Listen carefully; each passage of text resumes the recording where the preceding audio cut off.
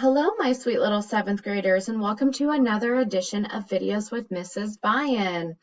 Today, our instructional video is about reviewing objective summaries because you are going to be writing another objective summary today. You should be very familiar with the concepts that go along with objective writing, but we're just going to review them very quickly and take a look at an example. All right, so how do I identify objective writing? An objective text is neutral, which means that it avoids giving any type of opinion. We don't want opinions. Remember, if it's objective writing, we only want the facts, okay? Let's see, an objective text is neutral, which means that it does not use first or second person language. It only uses facts instead. So it does not have I, it does not have me, my, you, your, okay? It's just stating the facts. It's not trying to make it personal by including those first and second person pronouns. So if we look here, it says, my personality is like, all right, you complain, you don't like it, get up and do something about it. Well, Kim Kardashian, no, those are things we don't do in objective writing. We don't use first and second person pronouns. All right, let's see what Donald Trump has to say. So an objective text is neutral, which means that it does not use absolutes. So examples of absolutes are always, never, best, worst, definitely, nothing, everything, okay? So Donald Trump has to say, I know words. I have the best words. Well, best is an absolute, and we don't want to use those because you can take any of these words and change something into an opinion, okay? So we want to make sure that we avoid absolutes.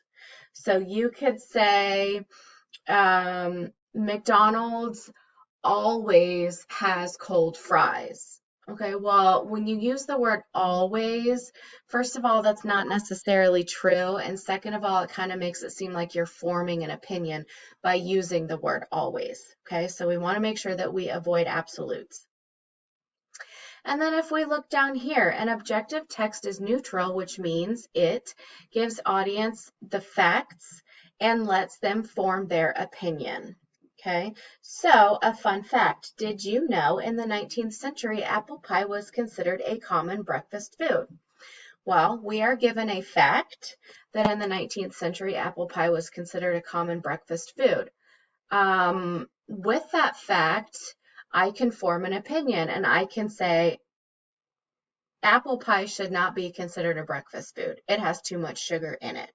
Or I could say, there's nothing wrong with apple pie being a breakfast food. Anything can be a breakfast food.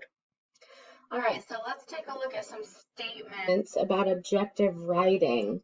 So which of the statements below are characteristics of objective writing? So the first one says language tends to be formal. Okay, so if you're writing in a formal manner, you're doing it in a very factual manner. Okay, so you're just providing the reader with facts, not your opinion. So yes, this is a characteristic of objective writing. The next one, emotive vocabulary is chosen.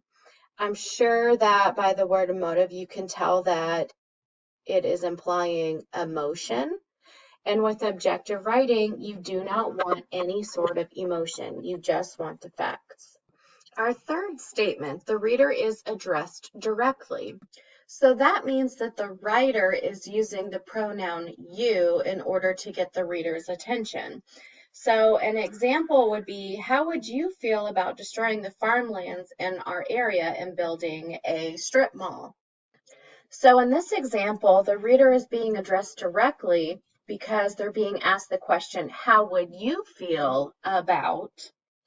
And the author is also using an emotive word, which we just talked about, and that word in the statement is destroyed. So by using the word destroyed, that might show the writer's opinion about the topic. And remember, in objective writing, we don't want opinions. We just want the facts. Our fourth statement, both sides of the argument are included.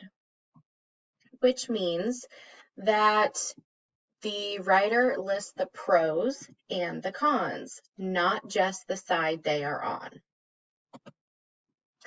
All right, so here's an example. It's called, Will the Airplane Proposal Take Off? Our short passage says the government has put forward a proposal for a new airport in the south of England. It is expected to ease the congestion at other London airports. In order to construct the airport, the compulsory purchase of properties and land will be necessary, and certain roads will need to be rerouted. Many local jobs will be created by the development. Okay, so this specific example does avoid giving any opinion, and it just states the facts about what would happen if an airplane or an airport was actually built. Okay, so it's saying that it's expected to ease congestion at other London airports, so that's a positive. In order to construct the airport, the compulsory purchase of properties and land will be necessary. That could be a con because you're taking away land in order to build something, okay? So the author in this case did avoid giving any type of opinion.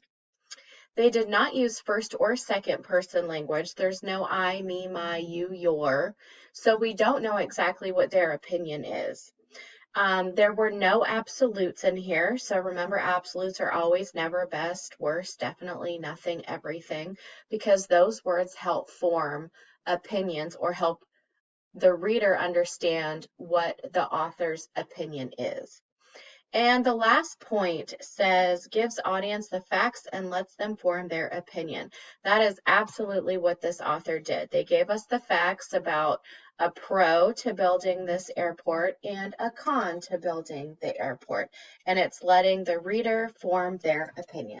All right, so how will I apply this information? Well, you will read a nonfiction text titled Comic Book Genius Stan Lee, Spider-Man Creator, Dies at 95 in Google Classroom.